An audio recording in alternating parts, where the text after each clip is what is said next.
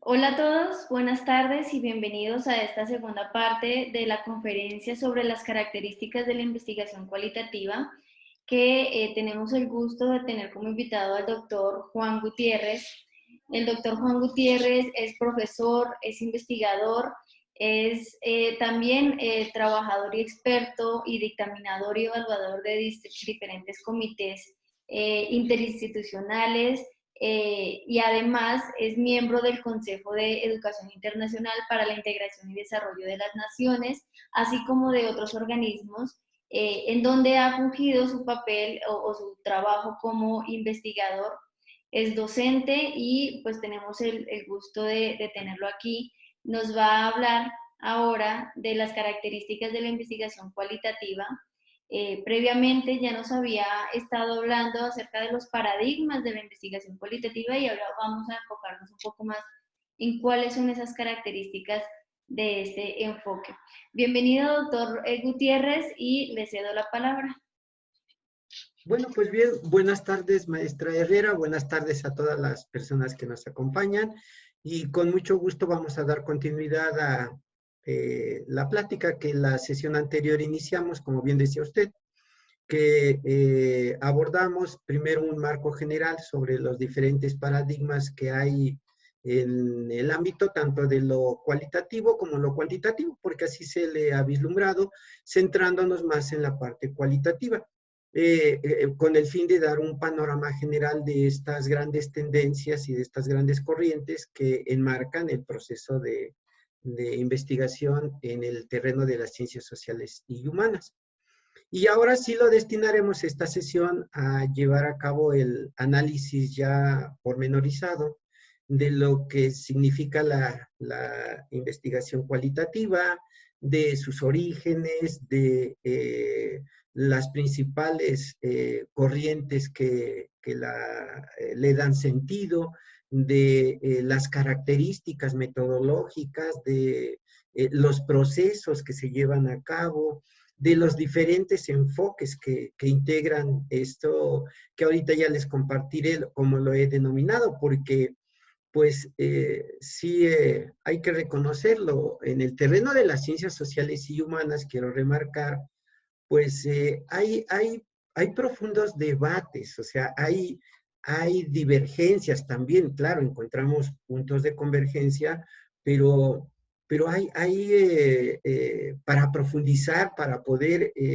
llevar a cabo el desarrollo de esta, diríamos, pues, tendencia de la investigación cualitativa, se da a partir de eso, de las revisiones que se hacen a los modelos, a las estructuras, a los métodos de lo que llamamos los paradigmas. Entonces, claro, ahí también hay una discusión muy seria sobre esto de, bueno, lo que significan los grandes paradigmas. Yo me quedo en esa cuestión de que esta visión que analizamos la semana anterior nos permite tener un contexto, un piso para poder dialogar y poder analizar el alcance y la trascendencia de la investigación cualitativa.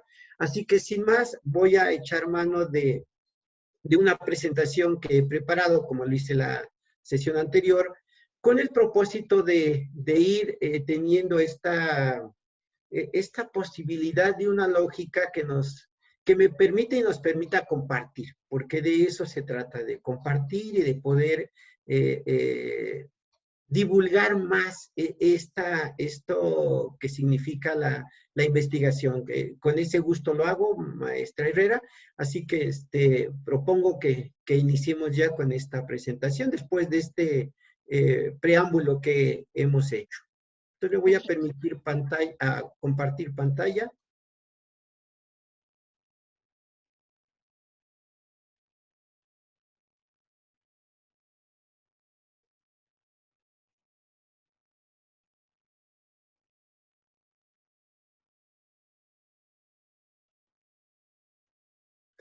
¿Me indican si se está viendo completamente? ¿Si se está proyectando? Sí, ya se ve completamente. Muchas gracias. Bien, todavía hace unos minutos y haciendo tradición y alusión al carácter reconstructivo de la investigación cualitativa. Le cambié el título, ¿eh? Quiero empezar por ahí. Sí, esta es la gran, yo diría, esta es una de las grandes ventajas, pero también oportunidades de la investigación cualitativa, que es reconstructiva y por lo tanto se va sobre el desarrollo de la misma. Tenemos la posibilidad de ir revisando, reajustando, reinventando, reincorporando, revisando el proceso, los resultados, las categorías. La tenía yo preparada como eso, de investigación cualitativa, un paradigma en las ciencias sociales, pero bueno, para dejarlo como más accesible a nuestros asistentes, sí dejo eso, a lo mejor sí se genera por ahí alguna interrogante, alguna reflexión sobre por qué sí o no. Yo sí parto del principio que la investigación cualitativa es un gran paradigma. ¿En qué sentido? ¿Por qué paradigma? ¿No? Sería la primera pregunta. Bueno, yo lo concibo como un gran paradigma porque nos ofrece desde lo ontológico, o sea, desde esta cuestión de lo que significa el para qué hacemos y la trascendencia de la investigación, sí nos ofrece un abanico de posibilidades y de alternativas en términos de la trascendencia y del impacto que tiene este campo de lo cualitativo, este ámbito, esta corriente de lo cualitativo. Pero también desde lo teleológico, que serían las finalidades, pues tiene una diversidad que nos abre un abanico desde lo más particular hasta esta idea de lo holístico, que nos permite analizar pues infinidad de procesos, de experiencias, de vivencias, de culturas, de interacciones, que por eso, pero metodológicamente, lo decíamos la sesión anterior, que tiene una diversidad de aproximaciones y de procesos metodológicos, ¿no? Entonces, como podemos ver, ese es mi punto de partida en cuanto a definirlo o a focalizarlo como un gran paradigma en las ciencias sociales. Bien, ¿por qué la investigación cualitativa en las ciencias sociales? Bien, hay que decirlo que lo compartíamos, parto de lo que en la sesión anterior les compartía yo, que el paradigma positivo que ha tenido, tiene y tendrá un gran auge por todo su engranaje también. En el terreno de las ciencias sociales, sí hubo un momento en que nosotros como entes y los que nos han antecedido, entraron en un proceso de reflexión sobre lo que era la sociedad, ¿no? Y con esto surge una conciencia social de que nosotros como entes, como sujetos, como actores en la sociedad, desde lo micro hasta lo amplio, desde una familia, desde una comunidad hasta la sociedad global, somos quienes la definimos, quienes la estructuramos, pero más todavía quienes la transformamos.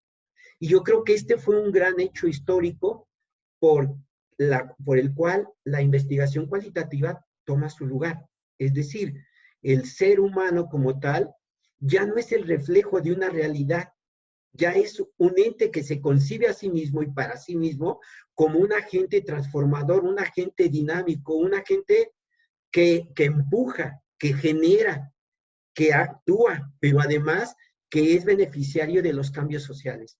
Yo creo que eso fue un evento histórico y estoy hablando de los grandes momentos. Para mí el gran momento que se dio eso fue la Revolución Francesa, que se da en el siglo XVIII y que a partir de ahí hay un despegue de todo este proceso en los diferentes campos de lo social y de lo humano, ¿no?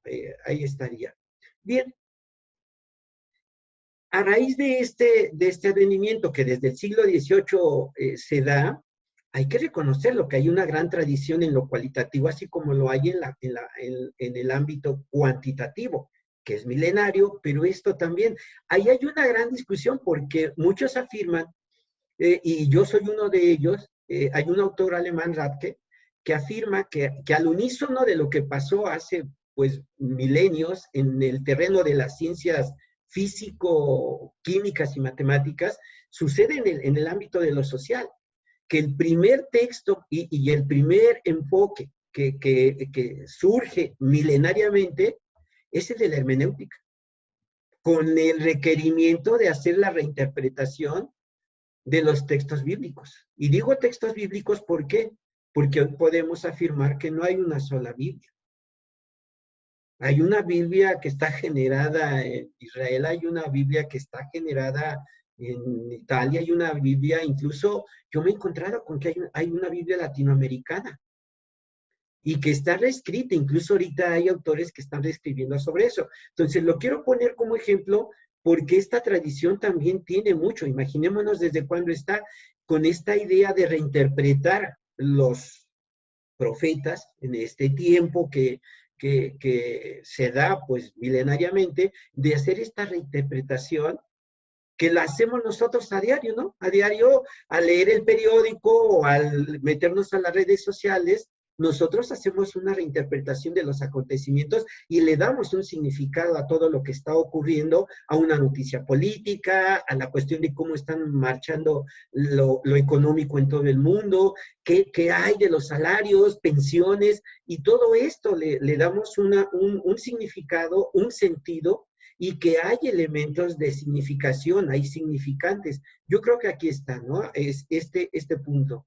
Bueno, las tendencias que se han desarrollado en el ámbito de la investigación cualitativa, sí las podremos agrupar desde mi perspectiva. Es que tienden a la comprensión y a la intervención, o sea, estos dos grandes procesos en lo humano y en lo social. Pongo un ejemplo. Si yo en estos momentos quiero ir a adquirir un producto en determinada tienda, yo tengo una intencionalidad que incluso los medios de comunicación ahora con todo lo que es la mercadotecnia, la entienden e incluso hoy ya tienen procesamientos. Yo aquí pongo el ejemplo hoy de los algoritmos, que ha tenido esa capacidad desde lo lógico cuantitativo de definirme a mí cuáles son mis gustos, mis preferencias y marcarme ya, o sea, hasta dónde ha llegado ese sentido de la comprensión, de entender los acontecimientos, los sesos, las conductas, los comportamientos sociales, desde luego, y humanos, ¿no? ¿Y qué decir de la intervención? Ya decía yo, hablaba yo de el gran acontecimiento de la Revolución Francesa, pero pues bueno, a diario tenemos elementos. Yo pongo ahorita el ejemplo de Perú y el ejemplo de México, donde los ciudadanos en un posicionamiento de una democracia participativa, estamos generando cambios a partir de eso, de ese voto que vamos a depositar y que hacemos valer el sentido que tenemos para poder analizar la buena marcha, el cumplimiento de los programas gubernamentales e incluso la postura ideológica que tengan, ¿no? Aquí también se da, y se dan las dos, la comprensión, esta cuestión de cuál es mi posicionamiento, cuál es mi perspectiva, mis conceptos que voy construyendo respecto de los acontecimientos sociales que se están dando en todo el mundo, ¿no? Y desde luego la intervención, que no la quiero dejar nada más en ese proceso ya formal de la investigación-acción, sino en estos procesos de intervención cotidianos, que sí después se formalizan a través de las instituciones y de nuestra participación en ellas, en actos ya definitivamente y formalmente, con una intencionalidad, con marcos referenciales, con procesos de intervención, que lo hacemos ya institucionalizados. Pero me detengo en esto porque es grandioso, ¿no? Y la comprensión quiero ahí también detenerme. Pasa por el sentido del entendimiento, pasa por el sentido de poder ponernos en los zapatos del otro, ¿no? Entender por qué en Latinoamérica se están dando estos procesos de cambio ahora, ¿no? Con base en la cuestión de las condiciones sociales y económicas y culturales que privan en el grueso de la población y entender por qué este sentido aspiracional, que sería uno de los de los campos de la investigación cualitativa, o sea, este terreno de las aspiraciones, lo aspiracional, eso es una cuestión fundamental. Me puedo ahorita quedar en ejemplos, ¿no? Esto de los padres, cómo los padres en el terreno educativo, quiero poner el ejemplo, a la siguiente generación, o sea, a sus hijos, ellos no quieren que sigan siendo campesinos.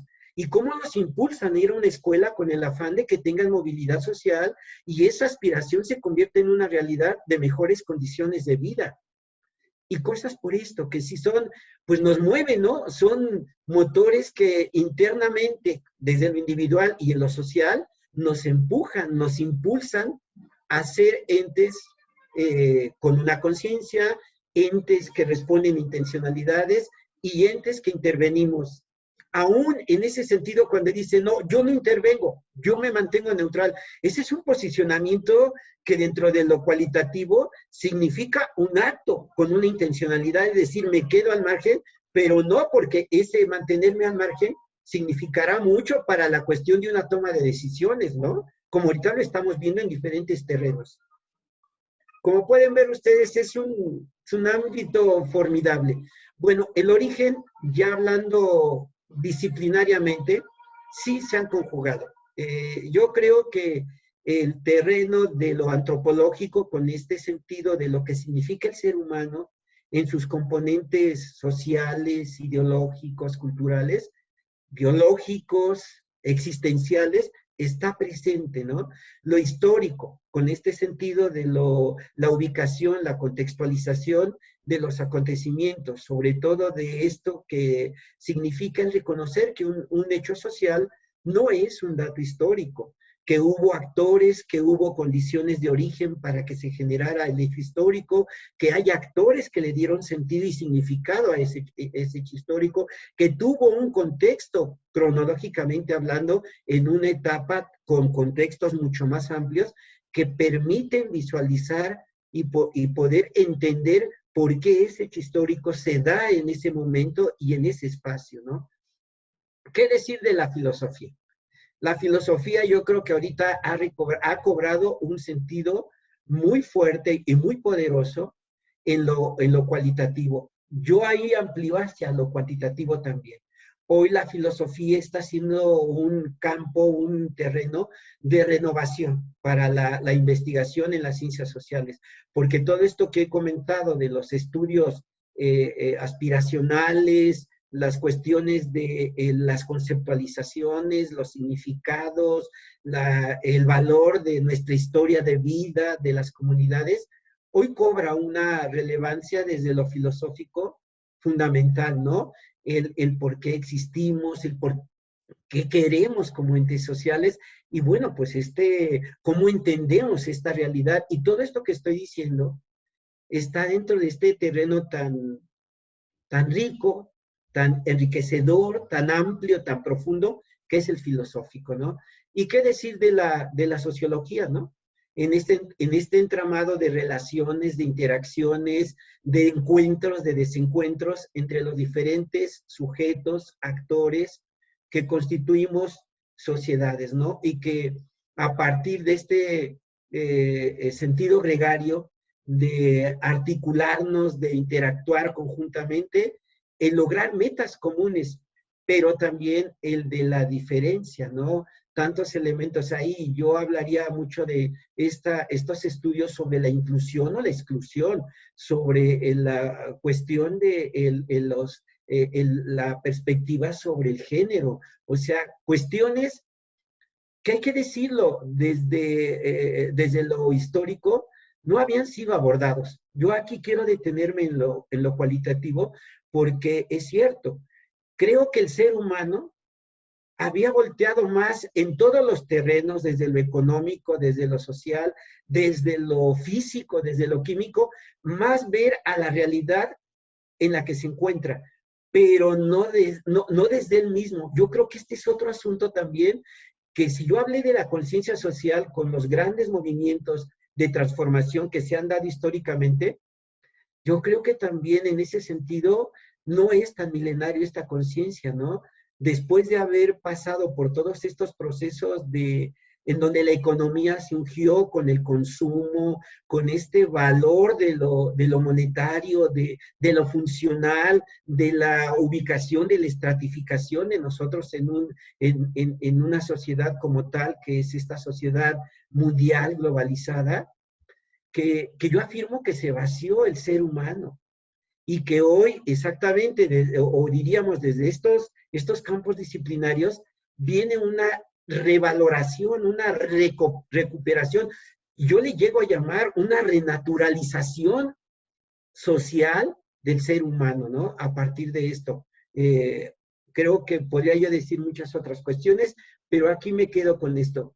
Y desde luego, me falta lo psicológico, ¿eh? Aclaro, sí, a veces en las láminas esto es nada más ejemplificar, pero estaría aquí también lo psicológico, estaría lo económico, estaría la política también, bueno, otros terrenos que han dado mucho sentido a este origen, esta revaloración del ser humano y el requerimiento de volvernos a analizar, o sea, estas introspecciones que hoy en día se hacen desde lo fenomenológico, pero que también se hacen en lo social, ¿no? Como esta toma de posicionamiento que hoy se nos plantea como un requerimiento para actuar como entes sociales en esta realidad tan compleja.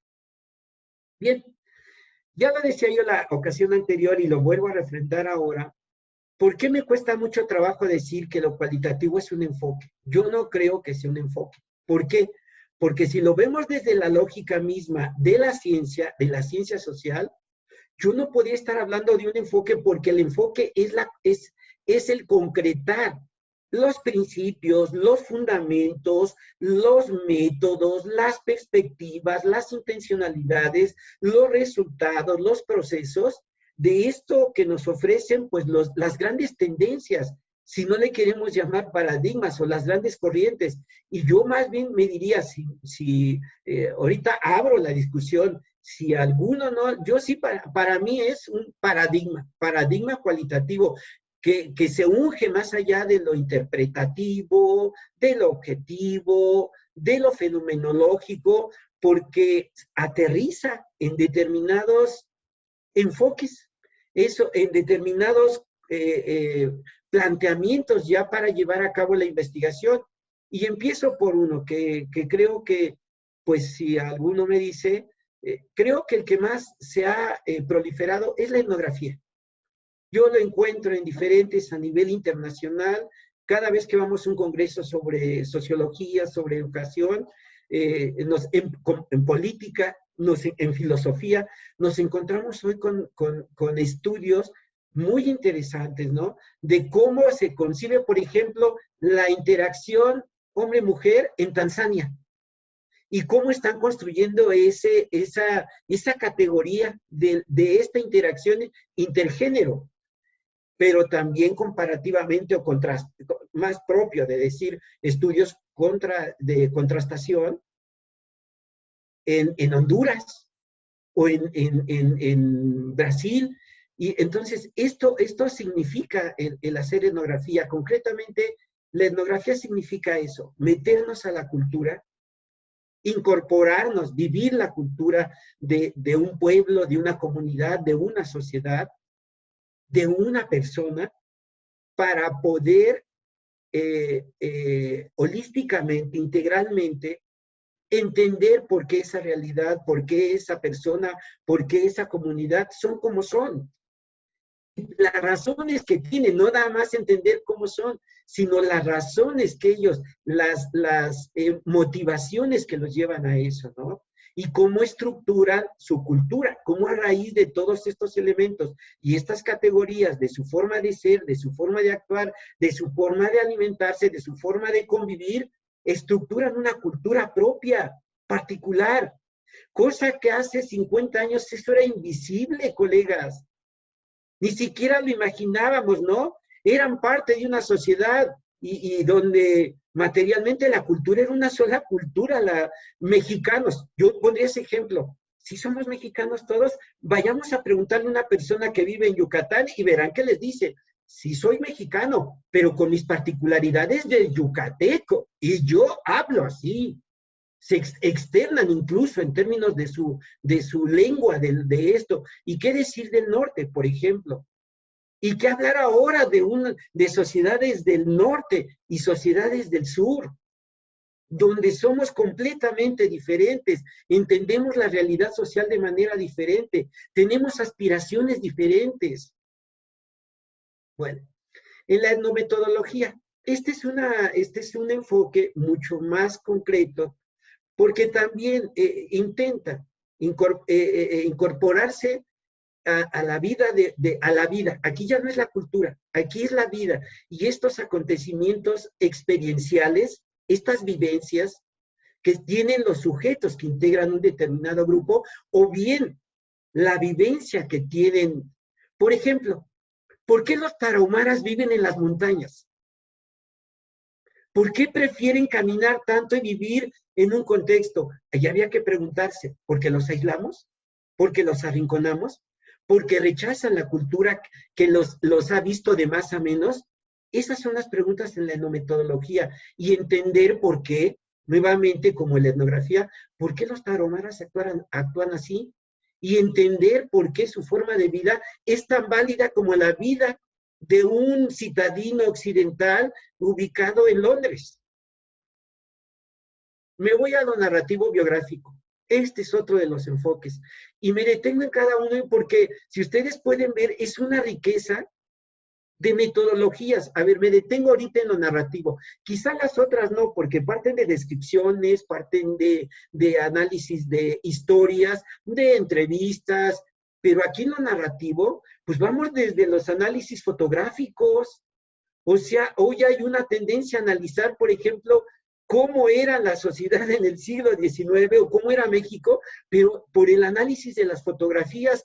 Hay una formidable ahorita exposición sobre Frida Kahlo que le están ofreciendo aquí en la Ciudad de México, de cómo entender a la mujer de esa época en esos momentos de las revoluciones del siglo XX, y el papel de la mujer, y cómo lo están haciendo a través de esta muestra de hoy, con las tecnologías, desde luego, que le llaman la tecnología invertida, pero cómo entender que hoy está, aclaro, y pongo paréntesis, hoy lo cualitativo no se ha quedado detrás diríamos, en lo vivencial objetivo, o ya ha transitado hacia lo tecnológico, hacia estas realidades ya virtuales que se dan.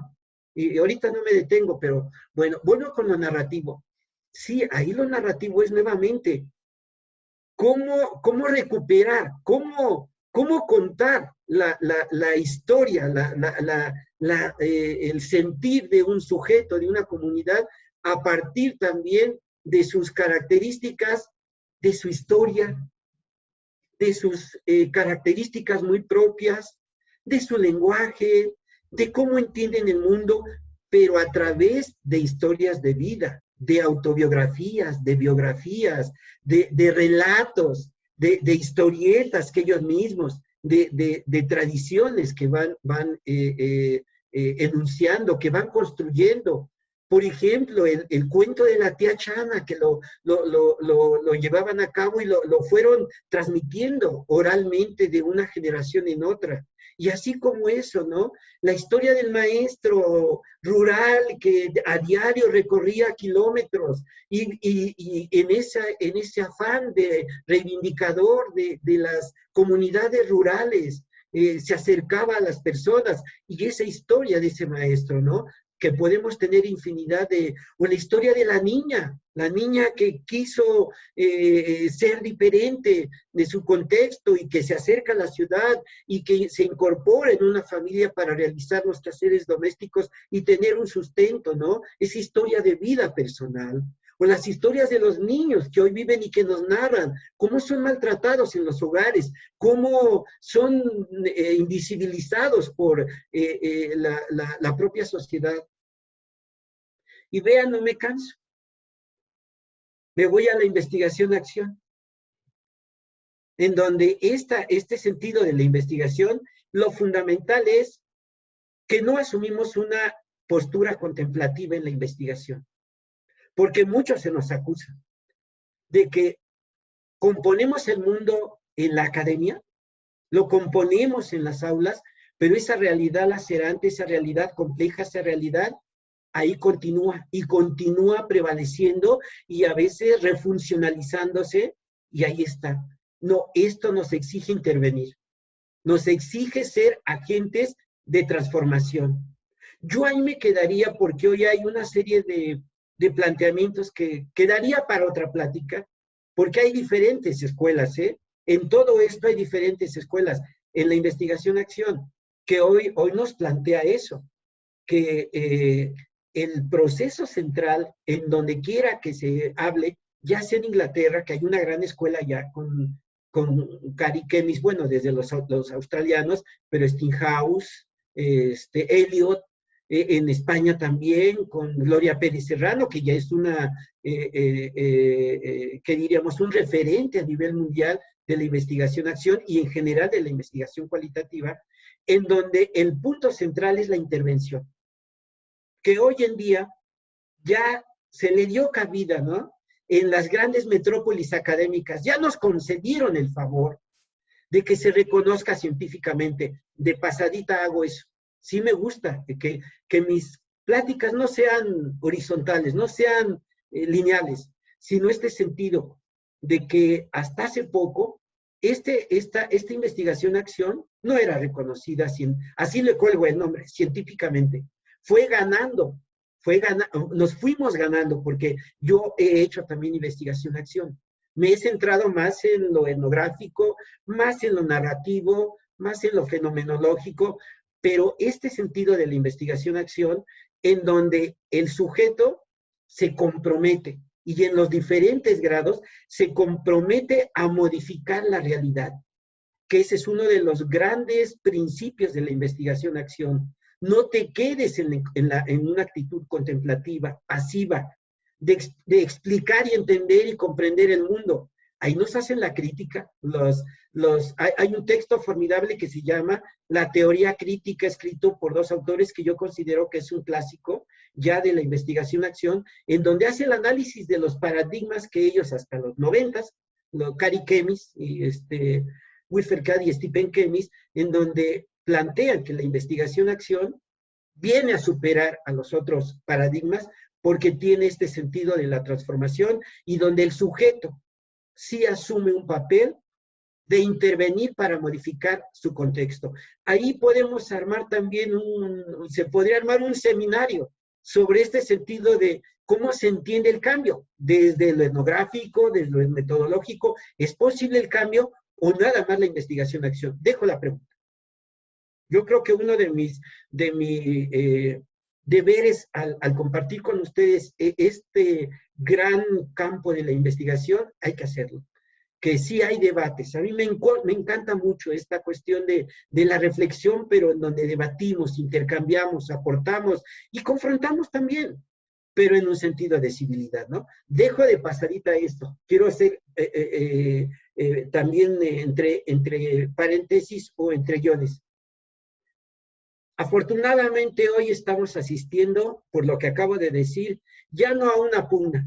Si ustedes pueden ver la literatura de los años 80, 90, sí había un gran pleito, una gran pugna que rayaba incluso en lo ideológico, y no nada más ahí. Yo creo que sí fue en esta cuestión de la confrontación del norte con el sur, y hablando del mundo, en donde sí la investigación y esta filosofía de la filosofía del sur, que hoy tiene una gran cabida en la reflexión teórica del desarrollo social y la transformación social, la investigación-acción ha jugado un papel fundamental. Yo creo que aquí sí quiero mencionar Colombia. Colombia es un gran representante de lo que ha sido la investigación-acción y todo el desarrollo de ella en Latinoamérica. En México también, afortunadamente, tuvimos el CREFAL, que fue el centro donde se estuvo generando. Pueden ustedes abrevarlo. Hay una infinidad de referencias ahí, en Michoacán, en Pátzcuaro, que todavía está prevaleciendo y que tiene este sentido, ¿no? Bien, me voy a la fenomenología. Este es otro de los campos que yo digo que no ha sido muy socorrido en términos de desarrollarlo, ¿no? De poder verlo metodológicamente. Porque nuevamente, sí acude, tiene un origen más filosófico que sociológico, antropológico. ¿Por qué? Porque la fenomenología, sí, husserliana, es Husserl, ahí el autor, lo que quiere este teórico, que fue el originario, el generador de la fenomenología social, lo que pretende es ir a la intencionalidad más profunda de los fenómenos sociales. Por eso lo de fenomenología, en el sentido de poder descubrir estas intencionalidades que van más allá de un actuar social, de un actuar político, sino existencial. Yo lo asociaría mucho. La fenomenología tiene que ver con esas grandes aspiraciones. Por ejemplo, ahorita se dio la pandemia. Si nos ubicáramos dentro de la fenomenología, el planteamiento, la pregunta sería, ¿qué mundo queremos? Pero no en el entendido de la geografía, ¿no? Sino en el entendido de un mundo más equitativo, más igualitario, más vivible, más habitable, porque ¿cuál es la finalidad del ser humano, no?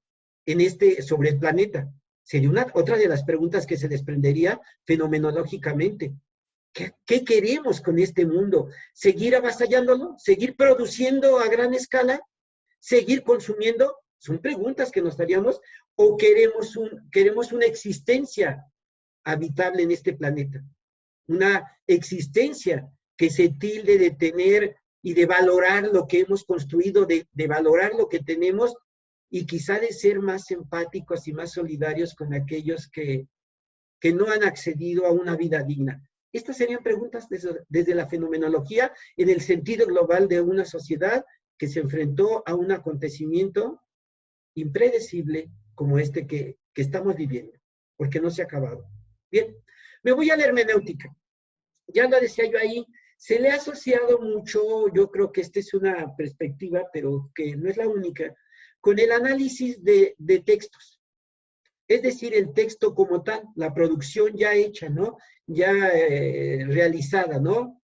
Una constitución puede ser uno de ellos, un plan de estudios también, los evangelios pueden ser también otro tema de análisis hermenéutico, pero ahí yo me detengo también entre guiones. No es el texto ya hecho nada más, ¿eh? No es la única pretensión de la hermenéutica. Yo hoy creo que tenemos textos vivos. Nosotros, los seres humanos.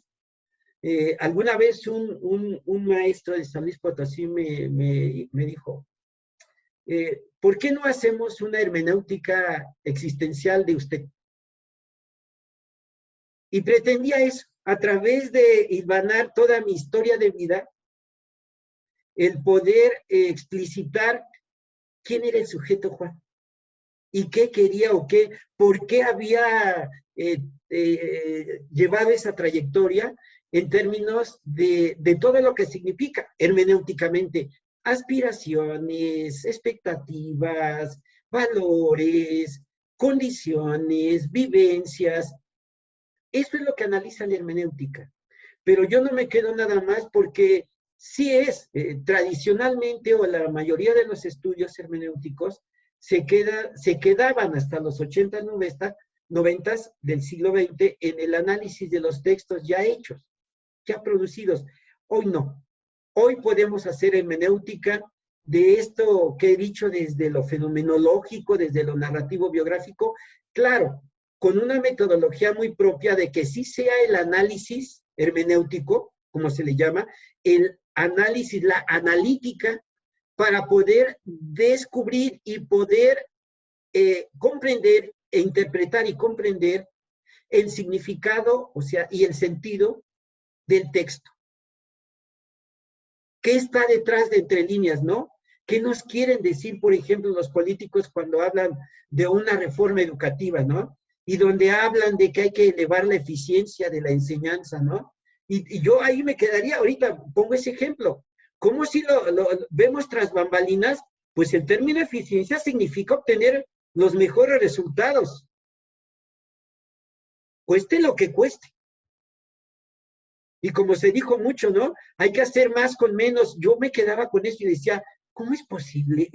que se llegue a ese planteamiento en términos, desde lo económico es válido, pero desde lo social, yo me quedaría, si es posible, y dejo la pregunta, no estoy trazando línea, que sí la tengo y tengo mi posicionamiento, pero lo que significaba, ¿no? Y finalmente lo que se quería, ¿no? Yo sí lo digo, en una reforma de tal índole lo que se quería era más trabajo, profe, y que sobre ti caiga la responsabilidad de todas las situaciones complejas que está viviendo un sujeto llamado educando, alumno de primaria y secundaria, en diferentes contextos. Y con este afán de querer modelizarlo completo, ¿no? Como si fuéramos piezas de ajedrez o productos, no sé, botellas de Coca-Cola, que se sacan en serie, ¿no? Yo así me quedaba y digo, pues que no se dan cuenta de lo ingenuo que son al no contemplar la complejidad del ser humano, que no actuamos como máquinas. Si a la máquina se le descompone y hay que echarle aceite cuando ya no, o ya se calentó, o hay que darle sus tiempos de durabilidad y todo. Bueno, esto es lo que devela la hermenéutica, el análisis de todo esto. Y bueno, me voy a la teoría fundamentada. Como ustedes pueden ver, sí son particularidades que aportan mucho, quizá a veces temerarias, a muchos la considerarían, ¿no? O sea, lo que voy a decir de la teoría fundamentada.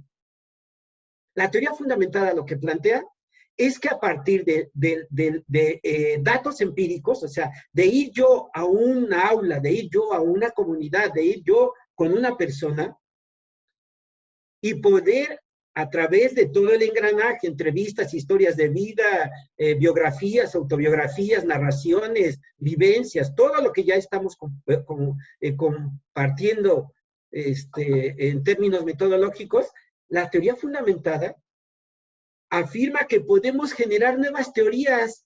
Voy a poner el ejemplo, que esto le dio mucho que aportar. Cuando en los 70s y 80s ya hipotéticamente se decía que la única variable de la deserción y de lo que sería el abandono escolar y por lo tanto el rezago educativo era la pobreza, y entendida exclusivamente en cuestiones económicas. Y que si yo nací en un estrato social, aunado a toda esta postura de estructural funcional, si yo nací en un estrato social de Oaxaca, en un municipio, yo estoy condenado a ser pobre en las generaciones que vengan de la segunda, tercera y cuarta, o sea, voy a ser pobre para siempre. Esta teoría fundamentada vino a demostrar lo contrario. Como lo podemos ver hoy, hay presidentes que provienen ahorita es un ejemplo. En Perú, el recién ganador de las elecciones, si es que todo va hasta ahí, también no lo sé, pero por lo que está, es un maestro rural. Lejano allá en todo esto. ¿Cómo llegó a ser candidato de un partido que hoy lo lleva a pretender ser el presidente de una república? Lo dejo, Lo dejo como preguntas. A mí me gusta, lo dije desde la vez anterior y no tampoco, no dar respuestas, sino de generar. Porque para mí la investigación es eso. Investigación que no genera reflexión, que no genera preguntas, colegas, hay que quitarle el nombre de investigación. Si no generamos cuestionamientos, si no problematizamos, si no indagamos, si no escudriñamos, yo creo que no. A pesar de que sean muy buenos nuestros protocolos y tengan mucho fundamento metodológico y tengan mucha estadística, yo creo que no. Yo creo que tendremos que ir a fondo, ¿no? Bueno, pues esta teoría fundamentada fue lo que aportó, que indistintamente del contexto social y tomando como base el sentido aspiracional, un sujeto no puede permanecer por toda su vida en un estrato social predeterminado por herencia. Y esto vino a revolucionar todo el sentido de la educación, que después nos fuimos al extremo, ingenuamente, pensando que a mayor escolaridad, mayor movilidad social, también caímos en la ingenuidad, no digamos que no, porque tampoco es así. Yo conozco doctores que no han esto y siguen en una situación tal que no lo es. Es decir, no es garantía la cuestión de una formación y un proceso de certificación institucionalizado para decir que voy a tener movilidad social. Esas son de las grandes preguntas que ahorita nos tendríamos que hacer, ¿no? ¿Qué va a pasar con la educación después de todo esto y de vivir esto? ¿Qué es lo que va a suceder con todo este engranaje de instituciones, de estructuras, en términos de la educación institucionalizada, de lo que yo le llamo la escolaridad, la escolarización? Bien, y me voy al último, que es una de las cuestiones que está ahorita, pues sí, nuevamente acudo. Enhorabuena, ¿no? Pero a veces sí a mí me da tristeza de que los cambios sociales sean tan imperceptibles, así lo dicen, tan lentos, tan graduales, que tienen que pasar muchas décadas, quizá centurias, quizá milenios. Véanlo, hasta ahora estamos empezando a construir un sentido de género, una cultura de género, un posicionamiento de género. Pero ¿cuántos milenios llevamos sobre la faz de la Tierra, colegas? A reconocer que no estamos actuando y que es la cultura patriarcal la que ha predominado y que somos nosotros y que lo que tenemos que asumir nosotros ahorita es un profundo respeto. A mí todavía me cuesta trabajo, porque he sido educado en una sociedad eminentemente patriarcal. Pero tenemos que caminar al reconocimiento del género, en este caso femenino, de la mujer, como un ente que tiene aspiraciones, que tiene el derecho, todos los derechos civiles y sociales para desarrollarse. Ese es uno de los grandes desafíos, pero que entra con tanta fuerza estos estudios de género, ¿no? En estos momentos que yo digo que están en su apogeo, se le ha llamado que es una de las pedagogías, una de las pedagogías del siglo XXI. Y creo que ya me eché todas las láminas, doctora Herrera. Fíjese, no se crea, no, colegas, no, estuve haciendo una semblanza general.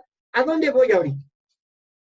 Quiero compartirles algunos puntos de convergencia, No son todos, de lo que ya dije. Ahorita fueron más particularidades como para poder sí diferenciar cada uno de los enfoques.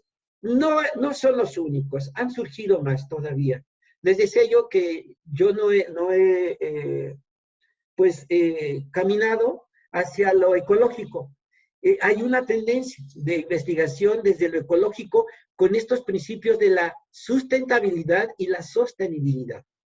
Pero también otra postura que está pues, en estos momentos, yo digo, surgiendo y con muchas dificultades por el avasallamiento de todo lo que significa una economía de gran escala, ¿no? De que no podemos parar de la noche a la mañana el consumo.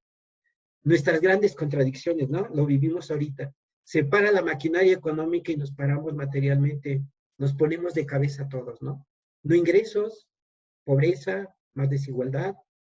Nuestras grandes contradicciones como género humano, ¿no? Como raza humana. Bueno, bien, voy a entrar en esos puntos de convergencia. Ya los compartí, pero sí, las finalidades de lo cualitativo se quedan ya en términos formales, o sea, las finalidades en términos ya de los reportes de investigación es hacer descripciones densas. Gertz es uno de los autores, lo pueden consultar así,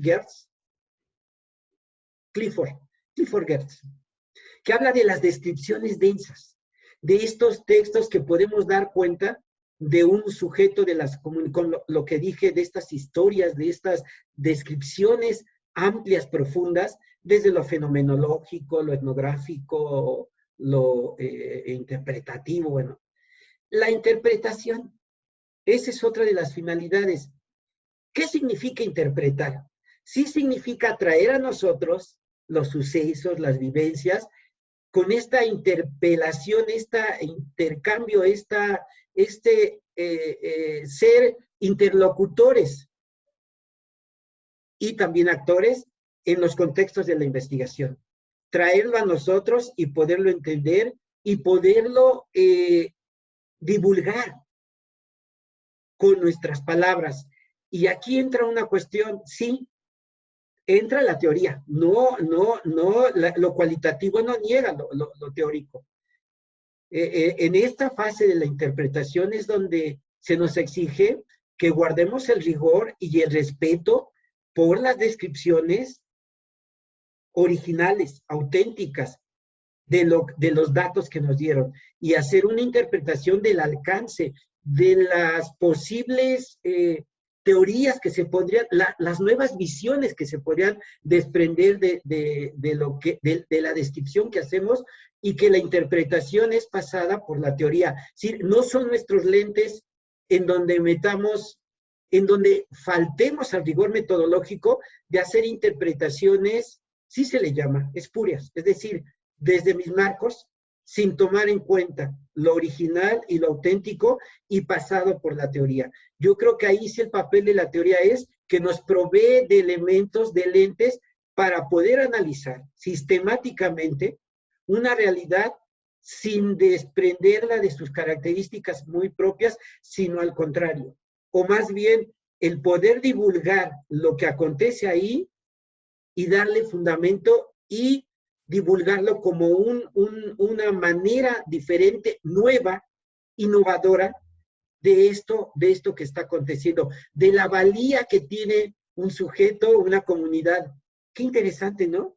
Que lo cualitativo nos permita eso, abrevar, pero también divulgar el valor que tenemos todos, ¿no? En la diversidad. Y desde luego la comprensión.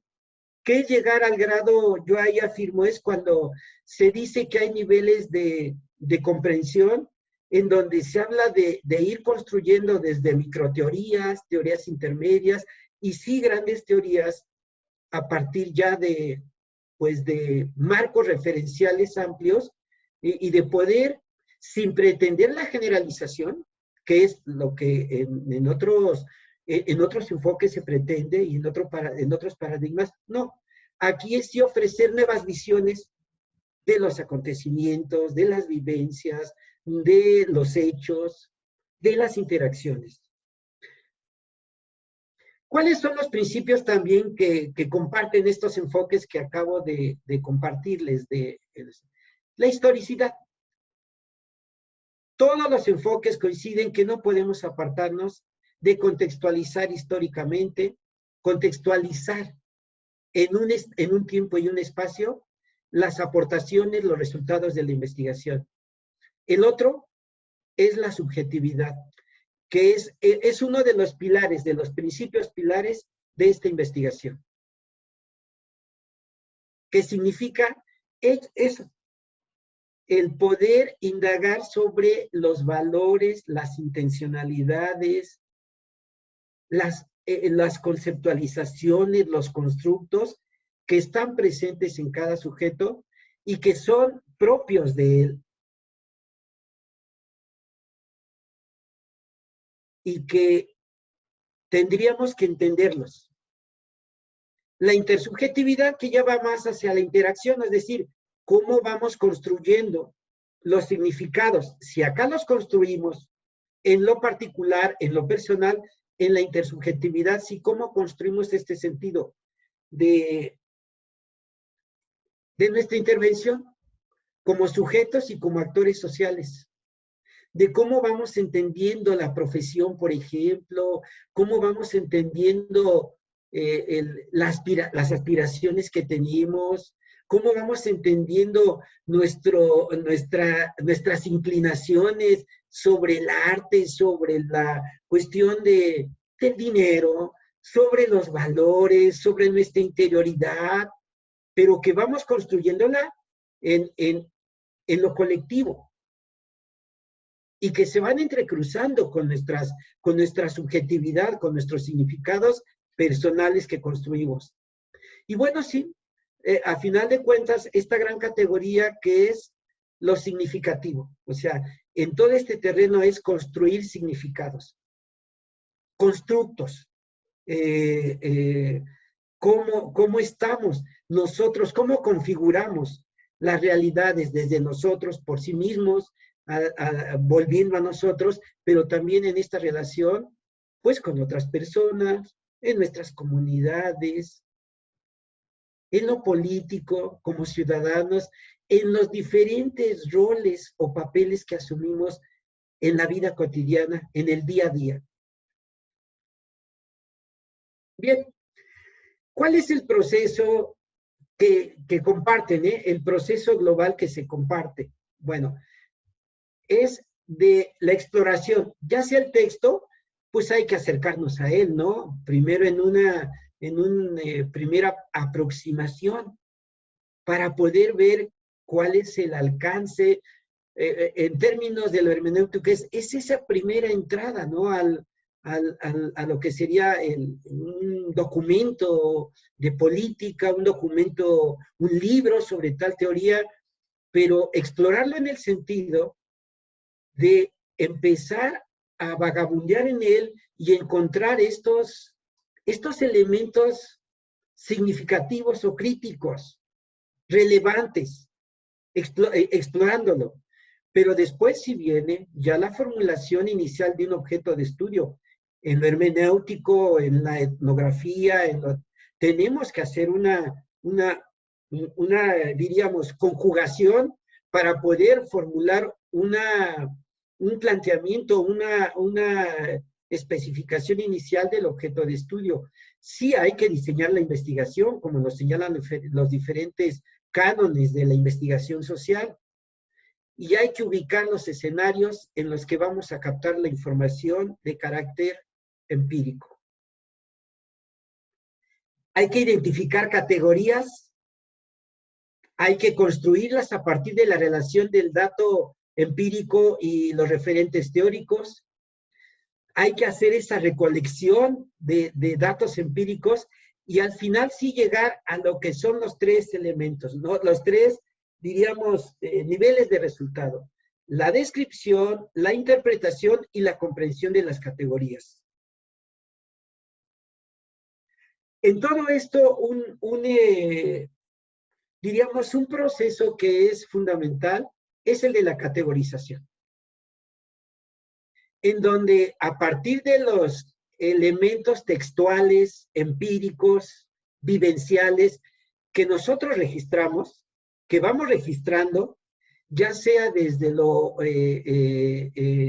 hermenéutico, por ejemplo, en donde vamos destacando con subrayados, con toda una serie de símbolos para poder acceder al texto, o bien en los sujetos, ir por la vía del lenguaje, a través de las entrevistas, de las historias de vida, ir viendo, ir metiéndonos en eso, y sobre todo en estos datos, en los datos que nos aportan, ¿no?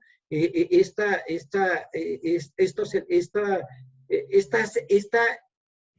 incursión, incorporación a cabalidad en el contexto, llámese el texto ya hecho o las vivencias, que serían el planteamiento de los otros enfoques, a los acontecimientos, a los hechos, ¿no? Y como si empezaríamos a establecer cierto sentido de regularidad o de concomitancia, de articulación entre estos datos, y poder sistematizarlos, ¿no?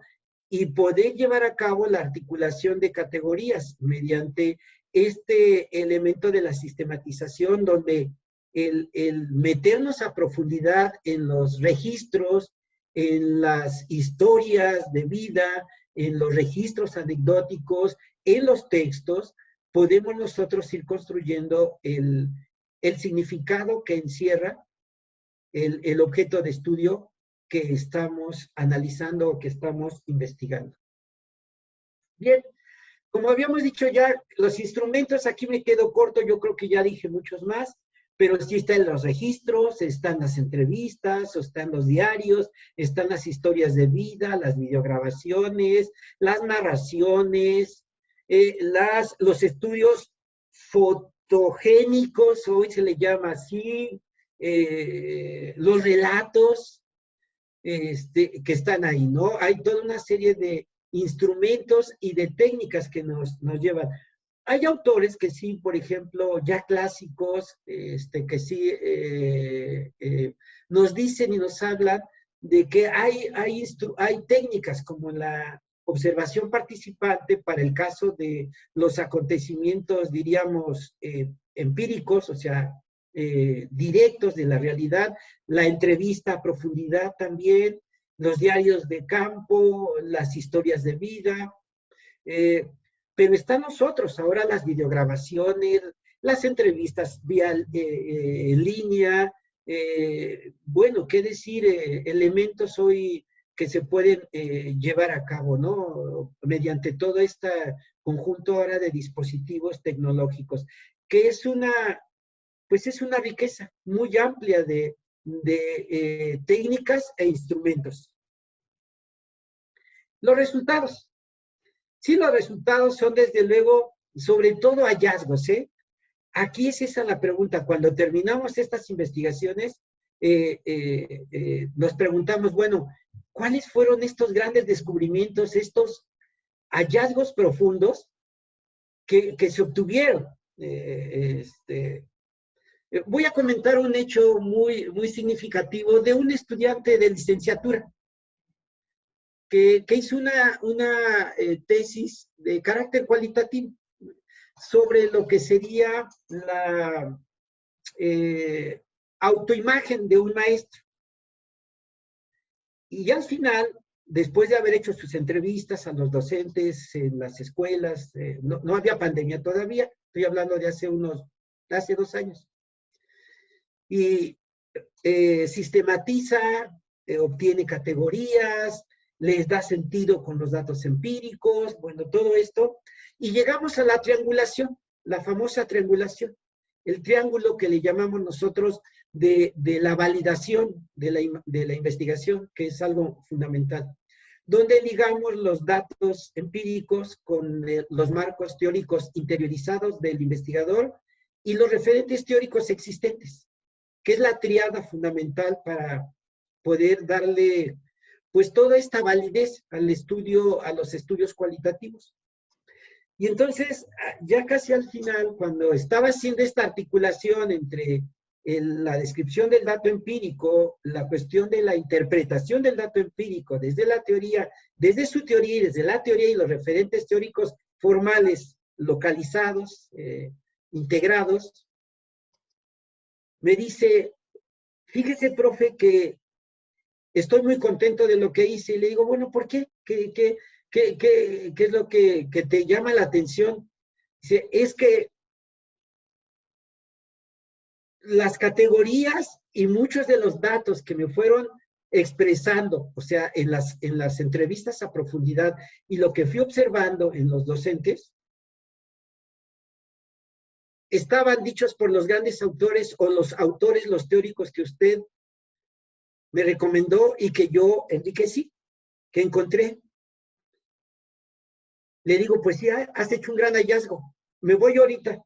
El estudio era cualitativo, pero él estaba, si esto lo lleváramos a una tesis de maestría y después una de doctorado, y este estudiante le diera continuidad en ese sentido, es posible que él llegara a construir una teoría sobre la autoimagen del maestro en contextos urbanos y hacer una aportación. No digo que con la tesis de la licenciatura, para nada, sino darle continuidad, pero generar una teoría sobre quién es el maestro, cómo se concibe a sí mismo, qué imagen tiene de sí mismo como docente, un maestro urbano.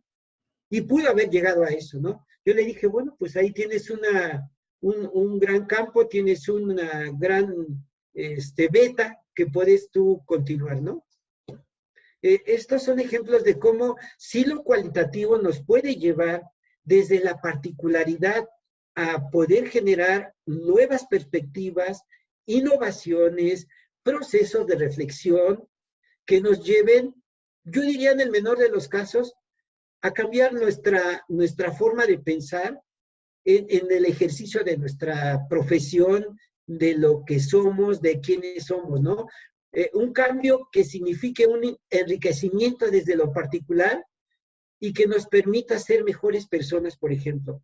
Yo le apuesto mucho a lo cualitativo dentro de eso. Y desde luego ya en los campos o en los contextos amplios de profesionistas, de académicos, a generar procesos de innovación, de renovación, de cambio en nuestros quehaceres, en nuestras prácticas, en nuestras perspectivas, en nuestros valores, en nuestras intencionalidades. Yo creo que lo cualitativo, y qué decir, si también nos adentramos en el terreno de la intervención, bueno, pues no quedarnos nada más en este terreno de que lo cualitativo nos puede llevar al cambio, cambiando nosotros, modificando nosotros. Nuestros pensamientos, nuestra conciencia, nuestro actuar, nuestro propio sentido de ser personas, de ser humanos, sino que nos lleve al plano de la intervención, ¿no? De querer cambiar algo, pero ya, y más colectivamente, porque la investigación-acción ya no, desde lo cualitativo sí, se puede hacer investigación, el investigador puede hacerla en solitario, que no es lo más recomendable. Yo me inclino mucho ahora porque no podemos seguir como navegando en solitario. Necesitamos armar colectivos, cuerpos académicos, colegios, academias, que esto sea un quehacer compartido, más de esto. Y pues ya en ese sentido, sí, yo creo que lo cualitativo se da, pero ya estoy rayando más en la investigación-acción, definitivamente. Y creo que sería todo, ¿eh? Yo les agradezco nuevamente que me hayan permitido, desde luego, maestra Herrera, a la organización, la que usted representa, ISEM de México, que me hayan dado la oportunidad de compartir mis reflexiones acerca de la investigación, primero en general, y después ya en particular de la investigación cualitativa. Voy a dejar de compartir y espero haya algunos comentarios. Me gustaría mucho que hubiera también algunas reflexiones, no necesariamente dirigidas hacia mí. Con todo gusto, yo estoy en la mejor disposición de seguir compartiendo si tienen algún planteamiento que hacerme, pero en ese sentido de compartir. Yo creo que ahorita la maestra Herrera va a recuperar toda esta riqueza de puntos de vista. Gracias a todos ustedes. Claro que sí, gracias doctor Gutiérrez por su presentación. También muchas gracias a todos los participantes y me gustaría, como dice el doctor Gutiérrez, que si tienen alguna duda o algún comentario nos lo hagan saber por el chat. Mientras tanto, doctor Gutiérrez, mientras que los demás participantes aportan o dan sus comentarios o opiniones, me gustaría preguntarle o pedirle a usted si nos puede decir desde su experiencia cuáles son las principales dificultades a las que se enfrentan los investigadores cuando intentan abordar el paradigma cualitativo y qué consejos nos podría dar para poder responder a estos retos.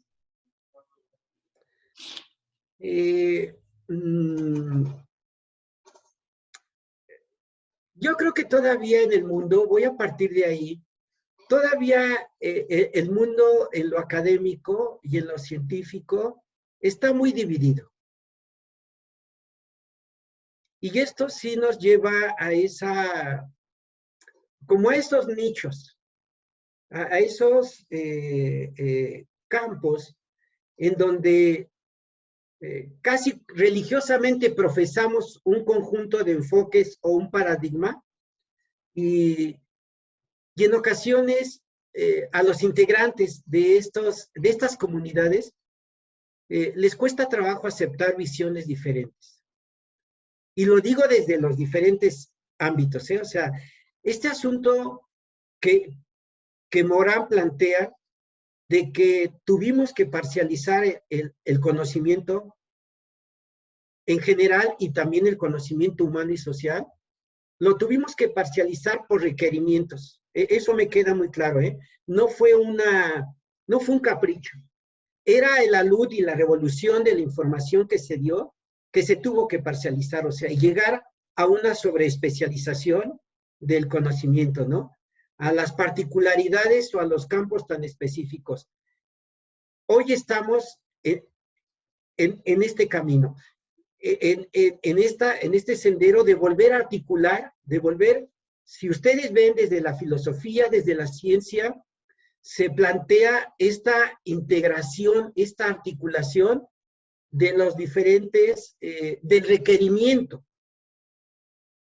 No nuevamente un capricho, sino del requerimiento de volver a articular las perspectivas, los enfoques, las metodologías, por la complejidad de los hechos físicos, biológicos, eh, humanos, sociales, que nos demandan esta nuevamente rearticulación de los diferentes campos y las diferentes disciplinas científicas. Y lo amplío a todos los campos, ¿eh? No me quedo en lo social y en lo humano, sino también en el terreno de lo biológico, de lo químico, hoy el requerimiento de las nuevas, por ejemplo, la astrofísica, la astrología, que antes todos estos campos que están surgiendo ahorita en el siglo XXI, tienen el gran reto y el requerimiento metodológico de engranar los diferentes posicionamientos científicos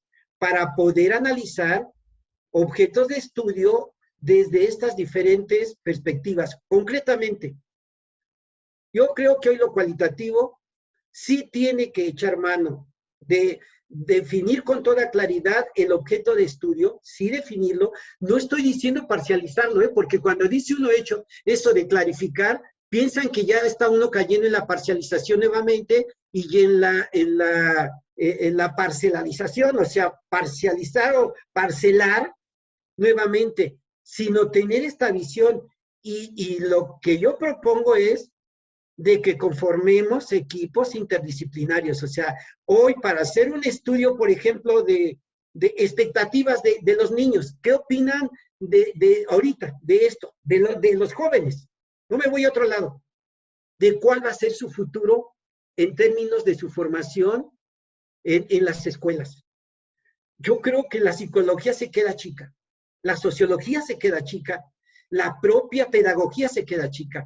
Hoy tendríamos que hacer un abordaje de ese planteamiento, ese posible objeto de estudio, desde un equipo interdisciplinario, por lo menos multidisciplinario, si no queremos, si las condiciones, que esa es una de las dificultades, maestro, exactamente, el poder conjugar las diferentes perspectivas, porque bien sabemos que el psicólogo pues lo va a ver más desde los ojos, sus ojos están más dentro de los procesos de comportamiento, pero el sociólogo lo va a ver más en términos de la interacción del sujeto y de las expectativas que tiene de interactuar en los contextos sociales donde está. Yo creo que no es un reto de lo cualitativo, maestra Herrera. Es un reto en general de la investigación, pero también a la vez es una posibilidad. Yo la quiero ver más como una posibilidad, como un área de oportunidad que nos está nuevamente invitando a compartir, a conjugar, a articular, a armonizar y no a dividir, no a separar, no a fragmentar, pero que en sí mismo encierra un gran reto. Es uno de los mayores retos. Claro que sí, doctor Gutiérrez. Precisamente la investigación interdisciplinaria genera muchos aportes, pero también muchos retos. Pero creo que igual, como usted lo menciona, pues la investigación ya es así, ¿no? No solamente es economistas con economistas, educadores con educadores, sino que hay una colaboración mucho más amplia. Y precisamente ese es uno de los objetivos del grupo de la División de Investigación de ICE México, en donde están presentes personas de todos las áreas académicas, de todas las áreas de conocimiento, y precisamente lo que buscamos es fomentar esa comunicación. Dice el doctor Jesús Francisco Carpio Mendoza, acerca del caso de los raramuris, hay un estudio etnográfico sobre la parte trilingüe, una apropiación no es astrología, es astronomía. Astronomía con astrofísica. Gracias. Gracias por la precisión, doctor. Gloria dice, felicidades al doctor por su exposición bastante clara y concreta del paradigma cualitativo. Gracias por sus aportes. Bueno, además, también le queremos dar gracias a usted, doctor, por sus aportes. Yo creo que por el momento no hay más dudas. Seguramente conforme vayamos trabajando en este enfoque, en este paradigma, nos vamos a encontrar con más dudas. Pero bueno, sus aportes fueron de gran valor.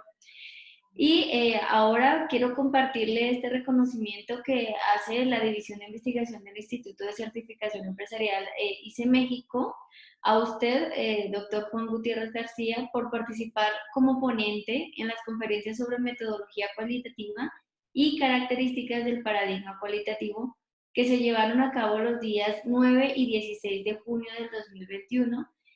Para nosotros ha sido un placer tenerlo, escuchar todos sus aportes que claramente son base o son causados por su experiencia y pues por todo lo que ha trabajado en la investigación.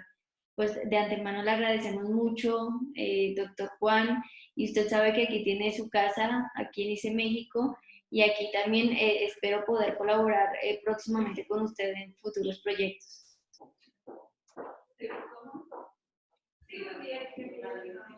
Pues, maestra Herrera, nuevamente reitero a todos los presentes, bueno, a todas las colegas y a todos los colegas presentes, el haberme brindado tiempo, porque su valioso tiempo, porque bien sabemos que vivimos en momentos en donde todo es importante, todo es relevante. Es más significativo mi agradecimiento por estos minutos, estas horas que le destinamos a este espacio de reflexión.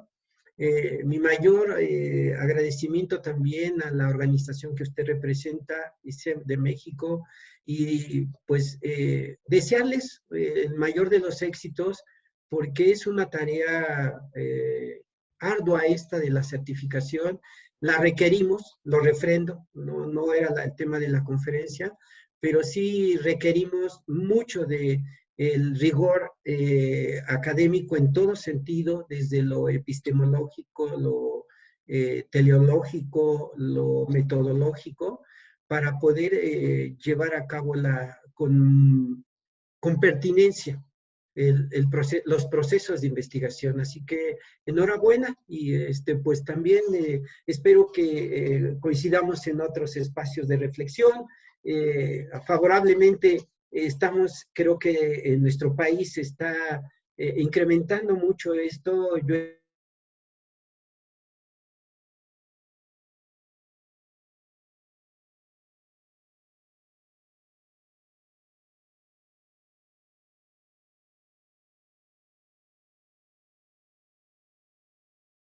las certificaciones, que son un instrumento muy valioso para poder consolidarnos.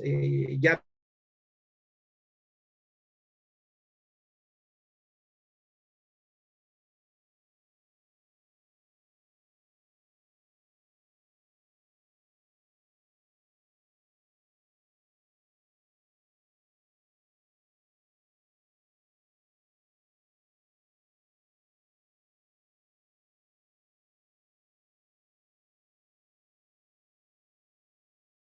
sí, doctor, creo que usted está, maestra Leslie, creo que hay un... Estaba aplaudiendo, mi estimado. Estábamos así.